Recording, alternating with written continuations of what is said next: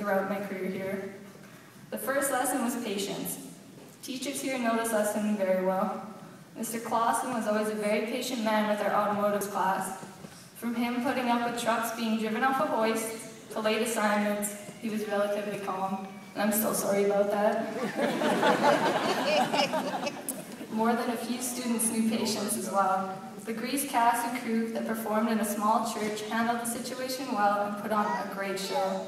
The limited space pushed the performers' comfort zones, but they stayed cool and amazed everyone. Everyone in the school knows a little bit about patience thanks to constant construction that provides us with screeching noises and shaking floors. In the future, people will push you to the brink of breaking, but as long as you stay patient, you can handle almost any situation. I say almost because nothing is as hard as being forced to spend a week answering phones at South Country Equipment, having angry farmers yelling at you, demanding to talk to Peter, our mechanic. We all know how stressful an angry farmer can be. My second lesson was that you should seize every opportunity and maximize on it. This will prevent the feeling of any regret. There are many examples of my fellow graduates doing exactly this. The Goldwings took a hold of a national title and will not regret their season. Ben Rumpel trained hard and broke school records for high jump. He will not regret his high school legacy. Jo Stewart applied herself and received an incredible academic achievement for having an exceptional average in her final year. Madison Cott worked hard during her basketball career this year and will be going to state to continue playing for their team. And Brooke Fields learned the difference between left and right. Our curling teams went on to provincials, and our basketball team went on to hoopla for the first time in many years.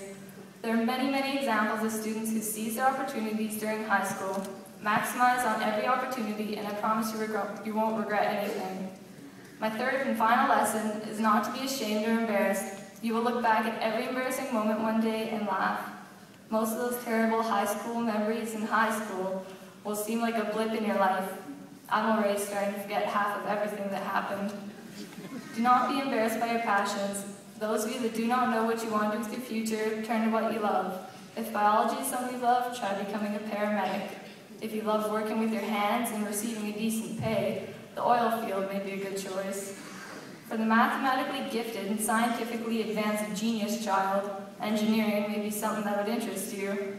I'm not usually a corny person, but do what you love with your life. No matter what happens, do not be embarrassed and just laugh like Mr. Glaspie so things don't get awkward in the silence. The teenagers you see here today are the adults of tomorrow. They are kind, considerate, and gifted people.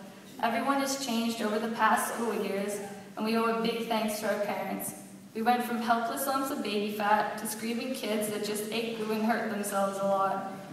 Our parents were there cleaning us up, screaming like glue wasn't food. From there we evolved into the kind of kid that didn't want to go to kindergarten and knew no one when we got there.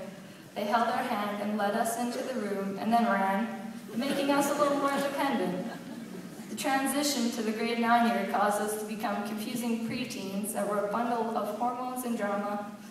Our parents and guardians were there to tell us the classic line that there were more fish in the sea and none of this would matter in 10 years. I guess things didn't really change when we hit high school. By some miracle, our parents have been able to put up with our attitude and occasional wrecked vehicle.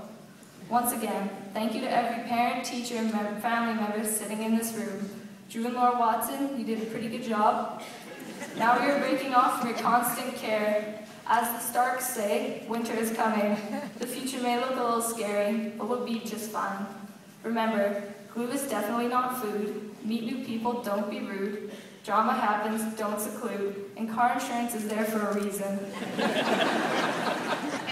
I would also like to thank the class of 2014. I can honestly say I wouldn't have changed anything about this graduating class. You are some of the classiest and funniest people I've ever met. I'm positive you'll all go on to do something amazing. So congrats, class of 2014. It's been a hell of a ride. In the words of Jesse Sadlowski, adios, au revoir, shalom, sayonara, peace out. On my own personal touch, GG.